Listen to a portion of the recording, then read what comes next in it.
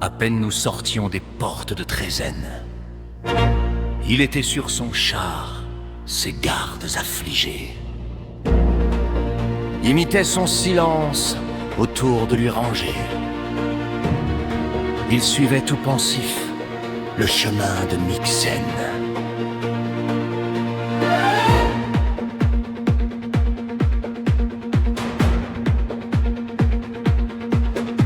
Sa main sur les chevaux laissait flotter les rênes, ces superbes coursiers qu'on voyait autrefois, plein d'une ardeur si noble obéir à sa voix. L'œil morne maintenant et la tête baissée semblait se conformer à sa triste pensée. Un effroyable cri sorti du fond des flots, désert en ce moment a troublé le repos. Et du sein de la terre, une voix formidable répond en gémissant à ce cri redoutable. Jusqu'au fond de nos cœurs, notre sang s'est glacé. Des coursiers attentifs, le tru s'est hérissé. Cependant, sur le dos de la plaine liquide, s'élève à gros bouillons une montagne humide. L'onde approche, se brise et vomit à nos yeux. Parmi des flots d'écume, un monstre furieux. Son front large est armé de cornes menaçantes. Tout son corps est couvert d'écailles jaunissantes. Indomptable taureau, dragon impétueux, sa croupe se recule au vent repli tortueux. Ses longs mugissements font trembler le rivage. Le ciel avec horreur voit ce monstre sauvage. La terre s'en émeut, l'air en est infecté. Le flot qui la porta recule épouvanté. Tout fuit et sans s'armer d'un courage inutile. Dans le temple voisin, chacun cherche un asile.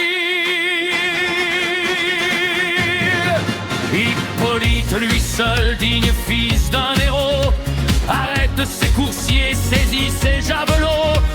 Son monstre est d'un dard, lancé d'une main sûre. Il lui fait dans le flanc une large blessure.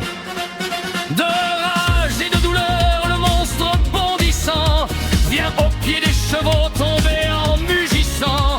Se roule et leur présente une gueule enflammée qui les couvre de feu, de sang et de fumée. La frayeur les emporte et sourds à cette fois, ils ne connaissent plus ni le frein ni la voie. En effort impuissant, leur maître se consume. Ils rougissent le mort d'une sanglante écume. On dit qu'on a vu même, en ce désordre affreux, un dieu qui d'aiguillons pressait leur flanc poudreux. À travers les rochers, la peur les précipite. Les cieux crient et se rompent, l'intrépide Hippolyte voit voler en éclats tout son char fracassé. Dans les rênes lui-même, il tombe embarrassé. Excusez ma douleur, cette image cruelle sera pour moi de pleurs une source éternelle. J'ai vu Seigneur, j'ai vu votre malheureux fils traîné par les chevaux que sa main a nourris. Il veut les rappeler et sa voix les effraie.